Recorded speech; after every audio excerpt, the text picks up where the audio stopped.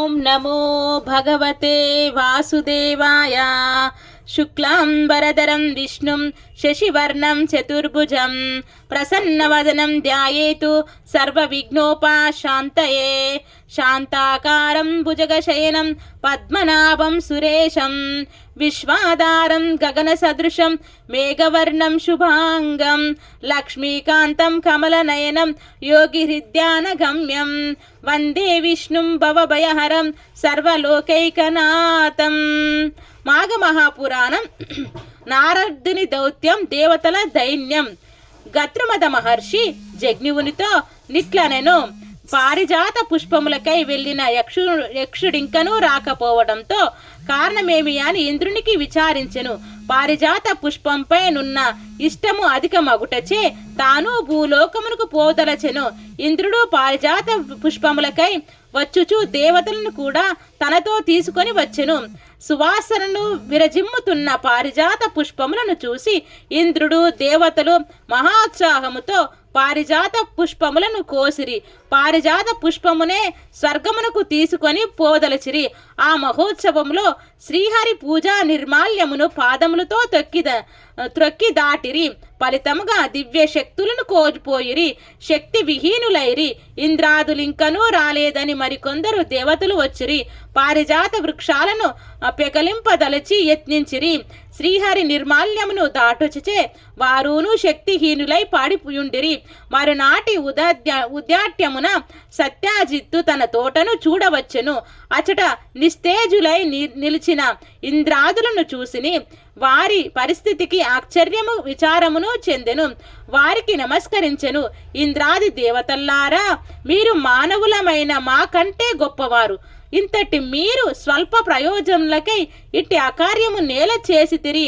మీరు నాకు తెలియకుండా పుష్పాలను దొంగతనముగా తీసుకుని పోదలచుట దోషము కదా అని ప్రశ్నించెను. ఇంద్రాదులు సమాధానము చెప్పలేక తలలు వంచుకొనిరి. గరుత్మంతుడు మొదలైన ఉత్తమ పక్షులు నేలపైనున్న మాంసమున కాశపడి భూమిపై వాని యవమానము నందినట్లు మేమును పారిజాత పుష్పముల కాశపడి ధర్మమును తప్పి దొంగలించి ఇట్టి స్థితికి పొందితిమి. ఇకపై మా పరిస్థితి ఏమిటియో తెలియటం లేదు, చెప్పుమని అడిగిరి. సత్యాజిత్తు వానికి ఏమియును సమాధానమును చెప్పక తన నాశ్రమమునకు పోయెను. ఇంద్రుడు మొదలగు వారు ఆహారం లేక దుఃఖపడుచు నచట 11 దినములుండిరి. వారికి ఆ కాలమున అమృత ఆహారం లేదు, కామధేనువు ఇచ్చు మధుర క్షీరమును లేదు, కల్పవృక్షము చింతామణి ఇచ్చునట్టి పుష్టికరములైన భక్షభోక్షములు లేవు. మిక్కిలి దీనులై ఉండిరి. సత్యాజిత్తును దేవతలు దురవస్థకు విచారించెను. తాను జల్లిన శ్రీహరి నిర్మాల్యమును తొలగించెను. తానేమి చేయవలయను? దేవతల దుస్థితి తన వలన ఏమి ఏర్పడినదిని ఇట్లు తొలగునో తెలియక దీనులై ఉన్నారు. దేవతలపై జాలిపడెను. ఆ శరణ్యుడైన శ్రీహరిని యథాపూర్వకముగా పూజించుచు తానును భార్యయు నిరాహారులై ఉండిరి. ఈ విధముగా సత్యాజిత్తు కూడా 11 దినములు నిరాహారులై శ్రీహరి పూజను మానక శ్రీమన్నారాయణ్ణి తలుచుకొనుచు త్రిలోక సంచారి అగు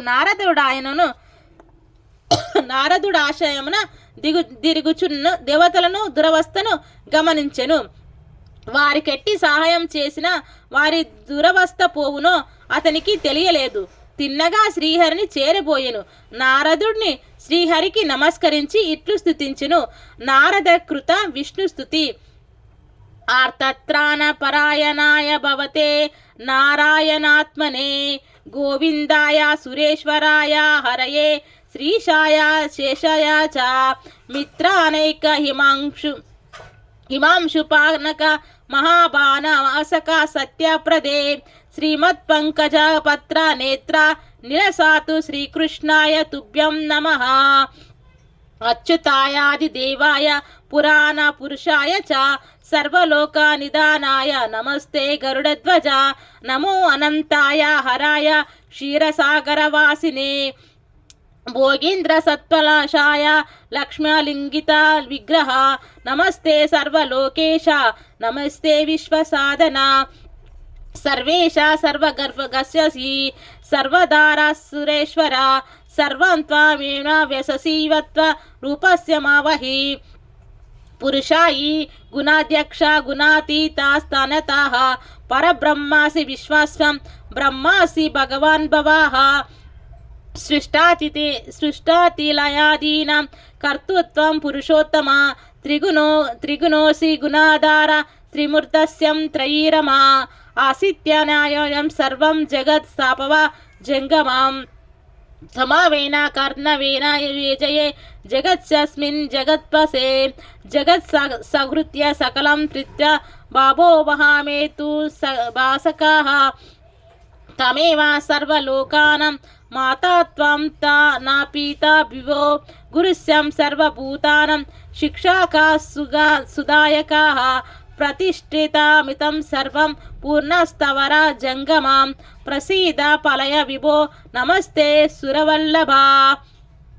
నారదుని స్తుతిని విని సర్వజ్ఞుడగు శ్రీహరి ఏమియూ నెరగని వాని వలె, నారద స్వాగతం, ఇప్పుడెందులకు స్తుతి చేసితివి? ఏమి కావలెనో చెప్పుము. ఏమి చేసినను నీకు సుఖం కాగునో అది ఏది అయినను దేవాదులు సాధింపజాలదైనను నీకు సమకూర్చుదును చెప్పుమని అడిగెను. నారదుడు తల వంచి, ఇంద్రాదులు చెడు పనిని చేసి ఆపద పాలైరి. భూమి యందు పారిజాతమును వృక్షమొకటి గలదు. దాని పుష్పముల సౌందర్య సువాసనలో విస్మితులై వాని అందిష్టుడు పడిరి. ఆ పుష్పములను ప్రతిదినము దొంగలించుచుండిరి. ఆ పుష్పములకే మిగిలి ఇష్టపడిన రంభ మొదలగు అప్సరా స్త్రీలు కోరికను తీర్చుటకై ఇంద్రుడు దేవలతల బాట వెళ్ళి ఆ పారిజాత వృక్షము వద్ద అగ్ని సమీపమున రెక్కలు కాలిపడిన మిడుతల వలె దేవతా గణములతో పడి ఉన్నారు. అమృతాహారులైన ఇంద్రాది దేవతలు 11 దినముల నుండి నిరాహారులై దీనిలై పడి ఉన్నారు. భగవాన్ శ్రీమన్నారాయణమూర్తి నీవిప్పుడు వారిని దయయుంచి రక్షింపవలెనని నారదుడు కోరెను. ఇది శ్రీ మాఘమహాపురాణం 23వ అధ్యాయం సంపూర్ణం. సర్వం శ్రీ లక్ష్మీనారాయణార్పణమస్తు.